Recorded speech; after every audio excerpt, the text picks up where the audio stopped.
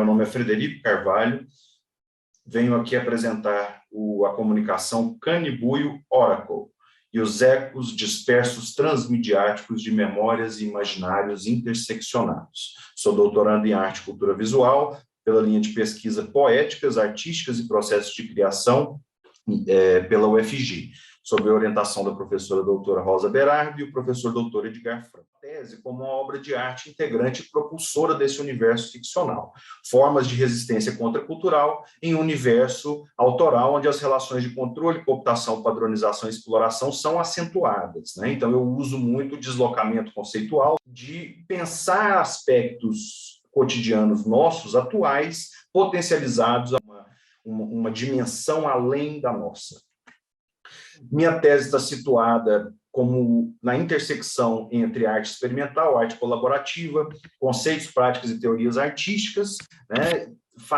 Aborda diversas linguagens e práticas e processos, né? Transpassa pelo audiovisual, pela fotografia, pelo desenho, pela poesia, pelo jogo, pela música, onde eu busco um olhar reflexivo sobre a sociedade atual e a nossa cada vez mais crescente dependência por tecnologias digitais e pelos fluxos, né? Então, o Cão Breu, uma figura lendária do interior do Brasil, que tematiza sobre o encontro com esse ser fantástico, né? Um cão negro com os olhos em chamas, instigam a olhar as próprias sombras, as próprias subjetividades e a incorporação dessas sombras pelo autoconhecimento.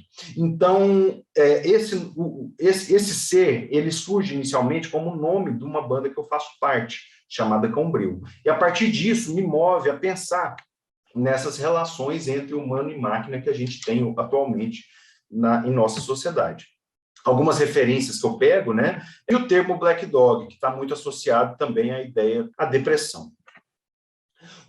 Em 2019, eu e o professor Edgar lançamos esse EP chamado Cão Breu Pós-Humano, como uma projeção futurística, distópica, né, da lenda do Cão Breu.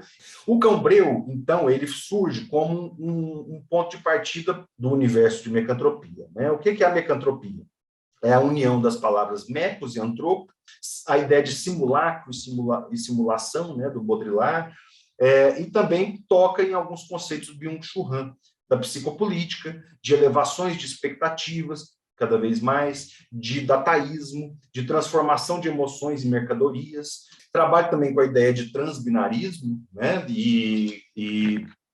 pensada aí pelo professor Edgar Franco, que propõe refletir sobre algumas saídas, né, desse maniqueísmo intolerante, limitante, que as redes cada vez mais provocam nos indivíduos, né, pelo 0-1, né, essas polarizações, cuja resposta é sempre binária, aniquila as zonas cinzas típicas do ser humano, e talvez a transmídia possa surgir nesse contexto como uma forma de resistência e resistência, como um labirinto de ressignificação de memórias, de imaginação e de percepção sobre o conteúdo que eu trago e também pelo autoconhecimento, né? Então tem uma intencionalidade estética onírica de fragmentação narrativa, onde proporciona lacunas para a projeção de subjetividades do interator e espectador e também minhas, né? Então, essa é a jornada de autoconhecimento dos personagens, em especial o personagem protagonista do universo, que é o Valdez, que ele percorre narrativamente e, consequentemente, o interator e o espectador também,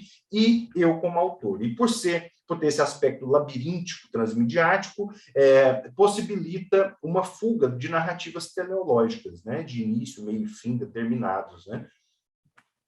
Então, esse universo ficcional onírico, que eu chamo por ser fragmentado e por lembrar a ideia de sonhos, né, de narrativas oníricas, ele trabalha com a ideia de descolonização do pensamento narrativo teleológico padronizado, né, questionando o tráfego hiperinformacional atual e, ao mesmo tempo, trazendo uma ideia de memórias dispersas, né, dentro de uma padronização do sistema que quer cada vez mais aniquilar essas memórias, tá? E a psicopolítica e o dataísmo contribuindo com isso. O sistema nunca se esquece, as pessoas sim, né? As memórias dos sistemas, dos dados, sempre guarda e pune esses personagens dentro da mecantropia. E O jogo Canibu e Oracle traz resquícios dessas memórias, de sonhos, da imaginação, da percepção dos personagens à tona.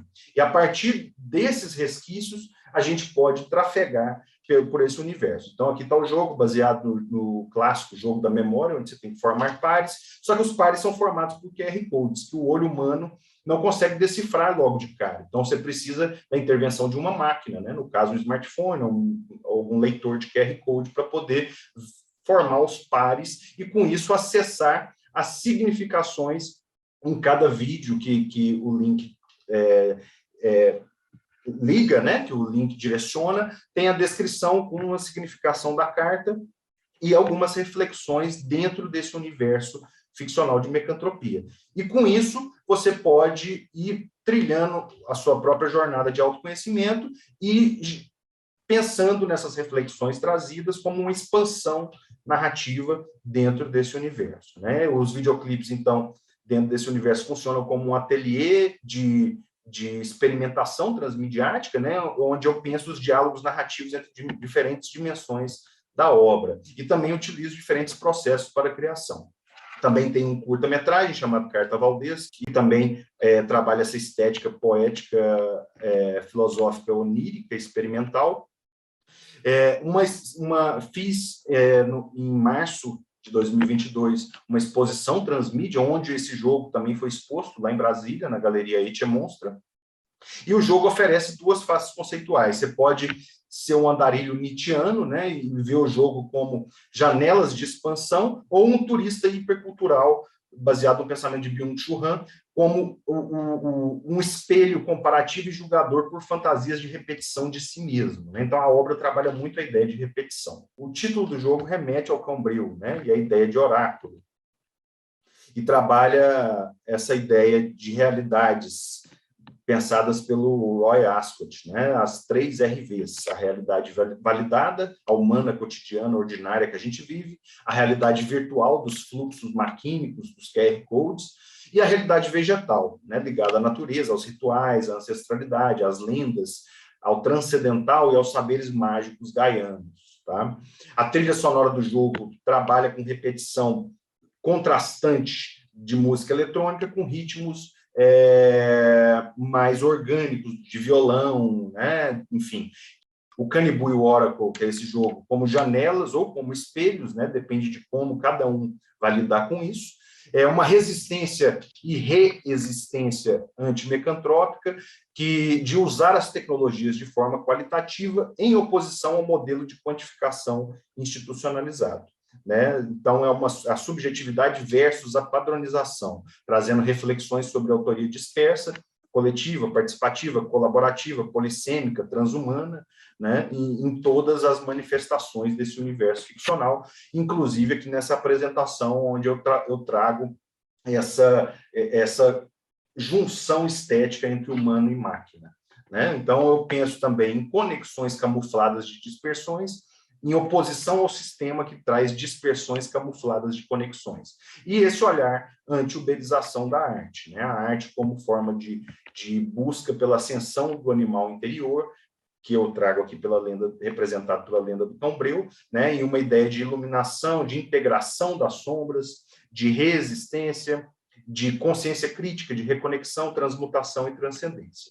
Esses deslocamentos conceituais, fantasiosos, esse acesso ao lúdico, né, nos provoca um distanciamento dos sistemas e acesso a nossas próprias questões subjetivas, ao autoconhecimento, entre outras questões, né? Além de gerar cada vez mais empatia. Ao criar personagens, eu me coloco sob as perspectivas deles, também vou ressignificando algumas questões internas minhas, né? Então, eu tento trazer poeticamente, justamente, aspectos que eu observo em nossa sociedade atualmente. Aqui está o meu projeto musical, algumas obras que podem ser acessadas aí por esse QR Code, que também trazem narrativas imbricadas nelas, né? Trazem reflexões de personagens eulíricos dentro desse universo ficcional. Muito obrigado pela atenção, um grande abraço.